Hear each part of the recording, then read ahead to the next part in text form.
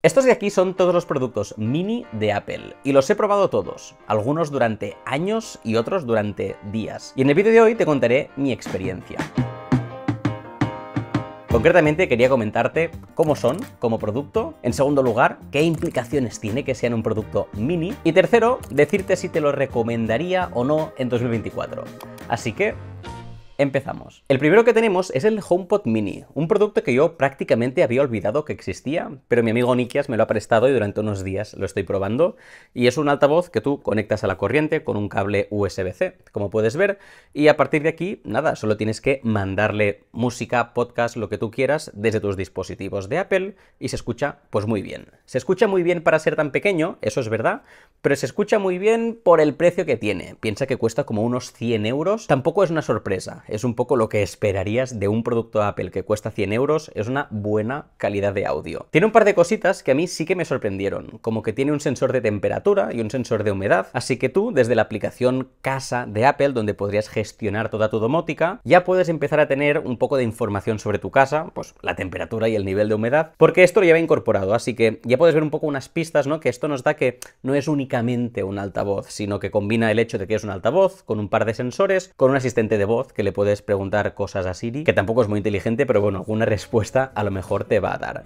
Así que como producto no está mal. Yo ya te digo, me había olvidado, pero no me ha disgustado. ¿Qué implicaciones tiene de que sea un producto mini? Pues comparado con su hermano mayor, el HomePod tiene una ventaja y un sacrificio. La ventaja es pues su tamaño, obviamente, ¿no? Lo puedes poner un poco donde quieras y lo puedes poner disimulado en una mesita, en una pared. Hay soluciones por Amazon donde puedes ser un poco creativo con donde lo pones, pero obviamente estás sacrificando a calidad de audio. Al final, con un altavoz más grande, pues tendrás un poco más de volumen, un sonido de un poco más de calidad, pero también por el mismo precio te puedes comprar como 2 o 3 de estos y el sonido sería muy bueno. Pero ya te digo, sigues teniendo el Siri, un par de sensores, así que es un buen dispositivo. Siendo mini, no sacrificas muchas cosas en realidad. Y tercero, es un producto que te recomendaría. Para mí es complicado recomendártelo por 100 euros que cuesta esto. Yo personalmente en mi casa tengo puestos unos cuantos Alexas que me han salido por unos 30 o 40 euros el día que había una oferta. Entonces, para mi necesidad, que es escuchar música cuando estoy por casa por todas las habitaciones, creo que es una solución mucho más económica. No obstante, si tú quieres empezar a domotizar tu casa, quieres la misma solución de audio, pero además quieres controlar cosas a través de HomeKit, quieres tener Siri en todas partes, etcétera, etcétera, como hace mi amigo Nikias, que tiene vídeos que todo es muy chulo, pues este sería un buen producto, así que en ese caso sí que te lo recomendaría. Pero, en mi caso, si tienes las mismas inquietudes que yo, creo que es un producto que, ya te digo, no tenía ni en mi radar porque creo que no me da el valor que yo esperaba por 100 euros. Así que, conclusiones del HomePod Mini, pasamos al siguiente. El iPad Mini es un producto que, si ya has visto otros vídeos del canal, sabrás que me gusta mucho, porque esto al final sigue siendo un iPad. Para ser un poco productivo, yo que sé, mandando emails, tomando notas, es un muy buen producto, sobre todo cuando tienes, por ejemplo, un Apple Pencil, pero además, para cosas como entretenimiento y ver películas o vídeos de YouTube, me gusta mucho. Para jugar a videojuegos también me gusta mucho. Pero sí que es verdad que el tema de las tabletas hay gente que las ama y gente que no sabe muy bien al final para qué utilizarlas y se encuentra a sí mismo volviendo siempre a un teléfono o a un ordenador porque el iPad es como ese entremedio que no te acaba de convencer. Como producto del iPad Mini entonces es exactamente lo mismo. Es un iPad, si te gustan los iPads, te va a gustar. ¿Qué implicaciones tiene que sea un producto mini? Bueno, obviamente su tamaño, por eso la palabra mini, pero en este caso yo creo que el iPad mini se convierte en un dispositivo muy personal. Las cosas que hemos dicho antes, como por ejemplo ser un poco productivo, si tú tuvieras un iPad normal y corriente, pues es una pantalla que se empieza a asemejar a un ordenador y tú podrías tener un compañero de trabajo y empezar a mostrarle algún email.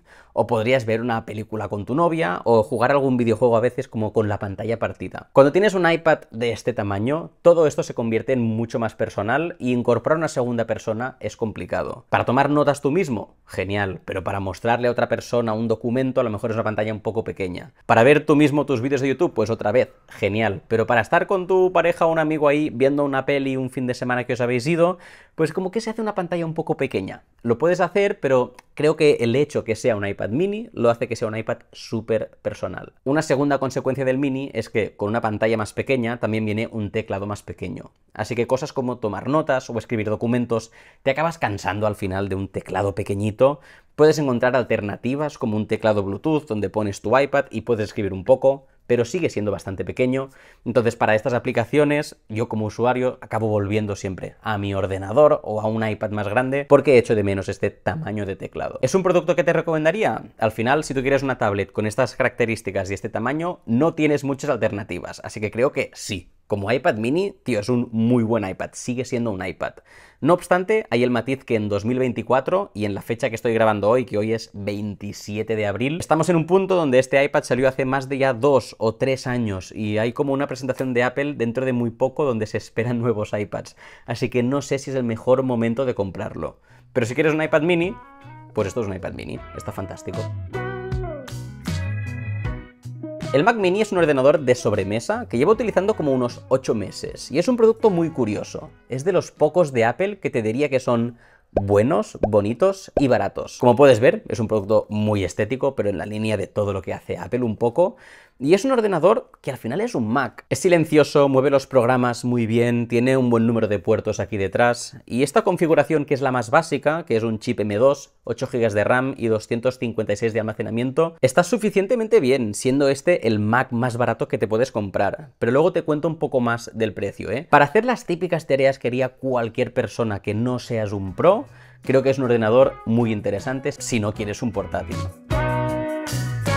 ¿Qué implica que sea un producto mini? A ver, a mí el nombre me sorprende porque sigue siendo más grande que mi cabeza este Mac, pero sí que si miras los sobremesa con el Mac Pro, el Mac Studio, son más grandes, este es el más pequeño, aceptamos que le llamemos mini. Pero aquí me es difícil un poco de darte una conclusión muy rápida, ¿cómo sacrificas esto? Sí que lo que sacrificas es que no es un producto pro, así que las configuraciones de chips y almacenamiento al final a lo mejor son un poco más bajas que otras opciones, y que el número de puertos también estás un poco limitado por lo que cabe aquí en la parte de atrás. Hay otros productos con muchos más entradas de cables y de cosas, pero aparte de eso sigue siendo un ordenador. Para una persona normal que quiere un ordenador, esto es un ordenador. Entonces, cuando te tengo que recomendar si es un buen producto, yo creo que sí. Piensa que es un Mac que cuesta... Todo esto cuesta 600 y pico euros.